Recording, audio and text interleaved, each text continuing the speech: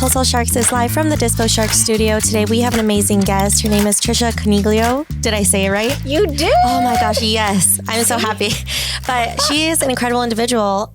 She is somewhat in the real estate game, but she really specializes in mindset, in fitness, and overall, I mean, I'm loving her energy already. It's why we have her on the podcast. So I'm going to give her this opportunity to tell our viewers a little bit about what she does. So I always like to thank you for that. Of course. I feel so honored. What an introduction. Thank you. Honor to have you here. Oh my gosh. Thank you. Yeah. So I always like to say this slowly. I'm a weight release coach. Which is interesting because I have yet to hear that term. What does that even mean? What does it mean? Excuse me. So I say it slowly because like I shared with you guys the other night, I specialize in mindset. Right. And I niche it down even further and specialize in weight loss. But when you think about losing something, say, for example, your keys, you lose your keys, you can find them again. And the same thing happens with weight loss. When people lose weight, they can find it again. And they do, right? People lose weight, lose weight, gain it again. Right. So that's referred to as yo-yo dieting. When you release something, you set it free, never to find it again. So what I do is teach people to release weight permanently. So they essentially lose it, never to find it again. Oh my God, what a goal. Because, I mean, you even just explaining it, I feel like I've been a victim of that where like I lose it, I gain it, I lose it, I gain it. And I kind of just been like on this mountain of a journey with weight loss. Mm-hmm. I've been working out for like 5 years, but I noticed my body has changed drastically in the different seasons of my life. So that's crazy. Yeah. Yeah. So do you consider yourself like a personal trainer? Do you do anything like that? It's literally not even close. However, I do have this as a background. So years ago, I used to think that it was either the perfect meal plan or the perfect workout plan that would cause people to lose weight. Right. So a little more background about me is that, in fact, I was a trainer. Nice. Thank you. And I also used to be into heavy lifting. So I would go and I would lift weights heavy. And so I believed, again, that it was the perfect meal plan or it was the perfect workout plan. Right. And while I was training other people and I was teaching other people how to lose weight, I started noticing that they'd follow the perfect meal plan and they'd follow the perfect workout plan. And then on the weekends, they'd fall the F off. Yeah. They just like do whatever. And just do whatever. And during that time, I was in a stage of life where I was living on motivation and discipline, which P.S., who lives on motivation and discipline? My God, I'm like me. That changes from day to day, right? Yeah. Yeah. But I guess it's, well, again, a mindset, right? Like some people just make themselves think like, okay, I'm going to live off motivation and discipline and then just stick to it. And I did that for a lot of years. So I couldn't understand what was happening to these people on the weekends. Why in the world were they starting to eat all the things over the weekends? Until like almost look forward to it, right? Well, so here's the thing. They typically wouldn't look forward to it. They typically would have the mindset that they were going to go into the weekend and start over fresh and they were going to eat appropriately based on plan or just one cheat or whatever the case may be. And when I started to have difficulty with my own eating habits, it was because I was having a struggle in life. So I was in a toxic relationship, I was unhappy at work, and I was losing the ability to work out. No way. So what was happening is that I was turning to food out of comfort. Yeah. And I was avoiding. So basically I was avoiding the fact that these things were not going well in my life. And I was trying to look at the silver lining. I was trying to appreciate the things that were going well because I did have a lot of things to be grateful for. So it wasn't until then that I started to relate to what these people were going through. Right. Because it was happening in your day-to-day life. And then you were having like this realization. So after kind of realizing that switch, well, how did you take action? What was your next steps? What did you do? Oh my gosh. Excuse me. Well, first, painting the picture, I struggled for years. You were like, oh my God. For years. Yeah. So I kept bargaining with myself. I would overeat and then I would tell myself that tomorrow I'm going to be better. I'm going to be, quote, good. Has anyone ever said that? I'm going to be good. I'm pretty sure. Right? Yeah. If you haven't said it, you've at least heard it. Right. I'm going to be good starting tomorrow. I'm going to be good starting Monday. So I did the same thing. I'm going to be good. I'm going to eat good. Well, what I would end up doing the next day is I would deprive. So I wouldn't eat or I would eat cabbage. Yeah. Or cabbage soup, like something really ridiculously depriving. So it's like one extreme to another. Yes. And then I would also do a severe, ravishing workout in the gym. So, today we know that that's just punishing our bodies. Yeah. So I was punishing myself the next day. So I would go through this cycle of shame and guilt, and then bargain with myself that I promised that I'm going to be better. Yet when tomorrow would come, the cravings would return and my motivation would wane and my discipline would wane. And what I didn't realize is that it's the brain, our brain, the wonderful mechanism that it is running the freaking show. Right. So our brain is always wanting to teach us to avoid unpleasantries. So you touch a hot stove, you move your hand. Yeah, and you automatically know, like, okay, don't do that again, right? Yeah. Your body gets fearful of it almost, like you just know to avoid it. You know to avoid it. Yeah. So on the opposite, your brain also knows the things that you like. So it teaches you to repeat the things that you like. Yeah. And if you have a lower level emotion, if you're bored or frustrated or overwhelmed or sad or angry or whatever the case may be, the brain kicks in and says, let's do something to trigger those happy chemicals. And guess what food does? Does that. Triggers happy chemicals, dopamine, endorphins. Yeah. So in life, anything that we like triggers those same emotions. Right. Don't you get like a surplus of it? Like it's like a rush in your blood and then that's why you feel like excited or something. That's so crazy. Yeah. Yeah. Yeah. So you can do it with anything healthy, like working out or hiking or running or being with your friends or petting your dog or whatever. But you can also do it with unhealthy things like food, alcohol, drugs, sex, gambling. So anything that's like that you're using to depend on for that chemical hit for happiness. Dang. Is what causes it. So what's kind of the case for somebody that has been like conditioned to rely on like one certain happiness, right? Like people that have addiction or people that have like an eating problem or something like that. Like how do they change that mindset, right? Is it education or do they need to see a doctor? Like, I mean, are you educating these people on this or what is it? What's your take on it? Yeah. So in fact, I actually have a history of addiction. Really? Yeah. Starting in my late teens. And what I didn't realize is that I traded one addiction for another with one of the most recent or the latest ones being food. And so, so that's what I do is I teach people what's happening, what and why, like what's happening and why it's happening, as well as how to overcome it. I think that's amazing, by the way. Thank you. Yeah. Because not a lot of people even realize it, right? They do it so unconsciously and they live through their lives and then they have these issues and they're not even aware of it. So crazy. Yeah. So thank you for that. And that's exactly what I do. And I teach them different things to support healthier habits, which also create a boost of chemicals in the brain. Yeah. So rather than reaching for chips or popcorn or chocolate or the stereotypical comfort foods like fried chicken or mashed potatoes and gravy, which I love potatoes. P.S. I still eat all this stuff. Yeah. It's just that the way that I teach it is that you do more healthful, mindful eating 80% of the time. Yeah. And the indulgences 20% of the time. So I teach people how to still have that level of flexibility while relying on other things in life to make them happy. Like we actually set up self-care. We set up daily activities, things that will support having these chemical boosts. Yeah. So now they're getting fulfillment from things in life other than food, all the while teaching them how to create awareness. Right. So how to identify when it is that they're prone to eat out of an emotion. Yeah. Then I teach them how to disrupt the pattern and create a new one.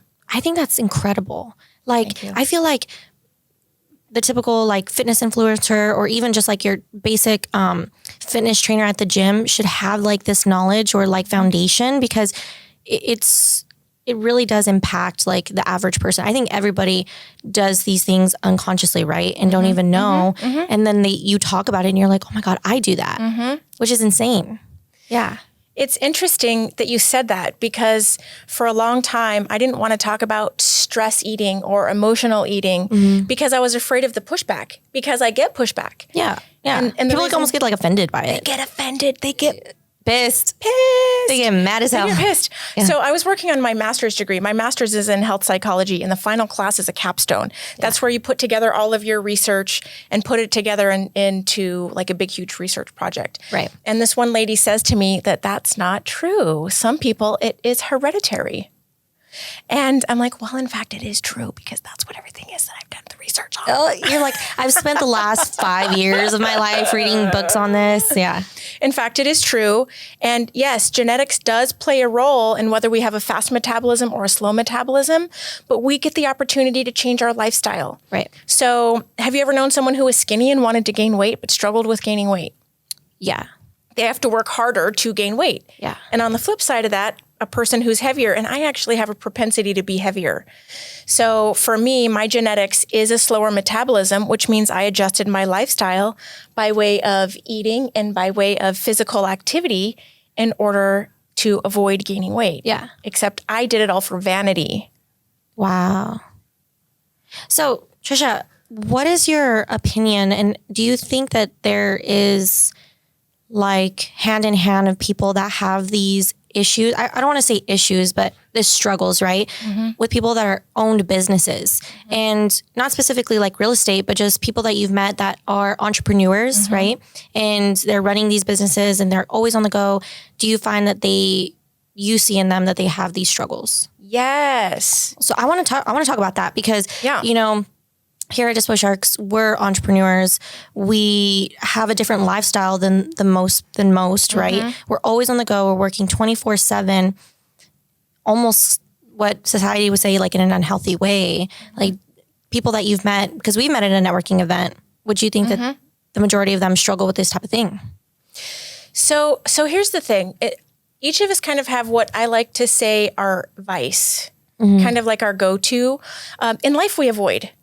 And I'm sure there are probably things you can think of that you've avoided. Oh, hundreds of things. Right? Hundreds of things. And so we avoid. And in place of whatever that thing is that we don't want to do or that we don't want to face, we avoid by doing something else. Right. It's like our coping mechanism. So, you know, I'm kind of bringing it to a level in more like layman's terms that's kind of what happens with food. Yet food isn't always the thing that people cope with. Yeah. It can actually be work. Right. Just like be a workaholic. So for those of us who work 24 hours a day, that can be what's giving us our fulfillment. And maybe for those of us who do work 24 hours a day, maybe in the background, you're like, gosh, I'd like to have a little bit more balance in my life. I'd like to be able to actually go on vacation, work hard, play hard. I'd like to be able to have that sense of balance. But like I said a moment ago, for some of us, work is our fulfillment. Which is crazy because, you know, you don't realize it until you like talk about it and you're like, oh my God, yeah, maybe that is true. It's not only about food or only about hard drug addiction. Like it is other aspects of your life that are contributing to these things. Crazy. Yeah. So it really can translate into any area of life, into any profession, into any career. Yeah. Something that I've noticed with people in real estate, because like you said, I'm newer to the real estate industry, but what really caught my attention is that there's a lot of people in this industry who are mindset oriented and who actually know that our own beliefs and our own level of positivity or lack of can contribute to or take from our lives. Right. And the business. Yeah. AKA our success. Right. Yeah. So let's hear about your journey and entering into real estate. What does that look like? Oh my gosh. So I reached out to a friend of mine and asked, Scott Garcia. He's actually a partner in a couple of deals that I'm working on. Awesome. Yeah. So I reached out to him and I say, how do I get involved in private investing? Nice. Or just investing in general? Yeah. And he's like, well, why don't you come door knocking? And I'm like, I don't think I really want to do that. Yeah. But I thought to myself, you know, it's important to really know all aspects. So why don't I try it out? And I had fun. Yes. So he invites me to an event and I start meeting people, and people really are mindset oriented. It's led to a couple of hard money loans that I have done with Scott. And Amazing. Thank you. And we are working on a house in Florence with the intent of making it a haunted Airbnb. That is freaking cool. And isn't it so awesome how like in real estate, you could kind of just get creative with the deals that you move or like the people that you meet. The opportunities are endless. And you could just, build any idea that you have. So that's really exciting. It's so cool because there were actually a couple of different ideas that were had with a couple of properties to begin with. And some of them changed a little bit over time. Yet it's true. Like there's a lot of creativity that can really happen. A lot more creativity than I realized was available. Right. Which makes it even more exciting. Right. So you said you're working on a few deals. Or is it with a partner with Scott, or how did you acquire these deals? Let's hear like your day-to-day in the business of real estate. Yeah. Good question. So it is partnership with Scott. Nice. Scott has been super amazing. I have done some door knocking and I haven't achieved any deals out of door knocking. I would speculate that probably if I would go on a more consistent basis, a more frequent basis, that I probably would have more from that. I'm still doing my own coaching. Nice. So I'm juggling, like I'm figuring out how to do both so that I can have multiple streams. Right. I've also done calling. So I've called on leads, and something that I've noticed is that I literally have no fear in these areas. And that's amazing because a lot of people are fearful, right? They get anxiety or they just don't even pick up the phone at all because they're like, no, that's not for me. So having that mindset, which goes back to your foundation of what you believe in and practice, is such an advantage, I think, in the industry, and it's going to make you so relentless. So I think it's awesome. I feel like, so there's a saying that says you have to get 10 no's in order to get 1 yes. However, I'm learning in real estate that it's probably a higher ratio, like 20 no's to 1 yes. God, maybe even more so. Maybe even more, right? Yeah, especially in this field, like in wholesale, you have to really put a lot in to get any back. And it's all about consistency. And it's like all the effort that you put in will really reflect how your business, goes. So for sure. Yeah. It's rough. To me, I feel like every no gets me closer to a yes. It does. So come on, give me the no's. Yeah. I'm ready. And that's such a good mindset to have because some people get so discouraged. Yeah. So have you felt that? Like, wait, first off, have you closed your first deal yet? I have not. Okay. I did lose a sub two contract though. Let's hear about that. What was your experience with that potential first deal? Yep. So that was my potential first deal. So my experience was by a call, and it was a person who was not interested, she said. Yeah. And she called me back. And she says, you are the one who continued to call even when the others didn't. And so the situation was that she and her husband lived in this 2-bedroom, 1-bath house. It was kind of a smaller house with 2 kids. And so initially it was her house with her daughter, and it was her first house after a divorce. Yeah. So she had an emotional attachment to it and didn't want to move forward. And after lots of conversations and lots of creativity, we're able to get to the sub 2 version because they didn't have enough equity based on a giant HELOC that they had taken out. So it had all these like little things attached to it. All these things attached. And so what's great about this experience for me is that there were so many learning curves in one scenario. Yeah, this is just one deal. Yes. Yeah. Yes. And there was a lot of work that needed to be done to the house, and they didn't really want to do it. Yet she still had this attachment that maybe she would rent it out. So bottom line is we got creative. And so I went to Scott and I'm like, what do I do? Like, how do I handle this to get them to move forward? She has this emotional attachment. And he's like, well, let's offer her $10,000 to walk away. Yeah. And we'll take over the mortgage. So we'll sub 2. And it took a little bit of warming up to that. And eventually she agreed to it. And I say she because the husband was already on board. He didn't want to deal with it. Oh, so he was like, just sell it. Yeah, he didn't want to do the work. So we send over the contract. Now, we did not send over the note and the deed at the same time because we were still waiting on a statement from her mortgage company. And this is another learning lesson that I didn't say to her, the details of the cash that we're giving to you to walk away will be listed in the note or the deed. So watch for that when it comes. So what ended up happening is they get the contract and they're reading through the contract and freaked out because it didn't say what we had agreed upon verbally. So okay. So she felt like the information wasn't there, and like she was okay. Yeah, that could definitely. Yeah. So now I know moving forward to prepare the seller for all of the details being in whatever attachment it's going to be in. So if it's not initially on this document that I send over, it's going to be in this document. Watch for it there. Right. No, yeah, for sure. I mean, but these are definitely all learning curves, and it's just going to make you more knowledgeable as an investor, which is your goal, right? Like That's my goal. Yeah. So let's hear about it. Like, what's your goal within this next year? So my goal in the next year is to figure out how to do all the things that I need to do to get to that stage of being an investor. I love the pieces of learning the wholesaling and learning the door knocking because it's giving me a good opportunity to learn the industry without spending 2 years. And I'm saying this, like I'm stressing on this because I've heard people say to me, I've been taking classes for 2 years and still haven't acted on it. And I'm like, I'm an action person. So I want to act on it and learn as I go. And I don't know if these are the right, I'm not saying that these are tips for anybody because I'm new. That's just what I want to do. Yeah.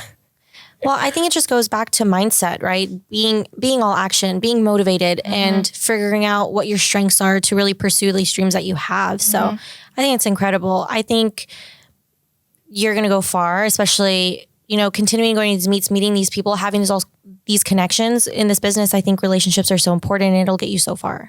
Thank you. But yeah, Tricia, I want to give you this opportunity to say any last closing remarks to our viewers. We're live on Facebook. So you are inspiring to anybody that's barely starting, right? Because you have such a positive like outlook on the industry and just overall fitness, motivation, mindset. Where can these people reach you? And if there's anything you would like to say? Awesome. Yeah. Thank you so much. Of course. So I can be reached on Facebook at Tricia Coniglio. So it's just my first and my last name. Perfect. And on Instagram at TC Fit Lifestyle. Yeah. And as far as like last closing words, my gosh, I just feel like I already have a lot going on with coaching, yet I want to have multiple streams of income. And of the people I've met in real estate, because again, I'm new to this industry, of the people that I've met who are also new, they all say the same things, that they either wanted to be their mainstream or multiple streams.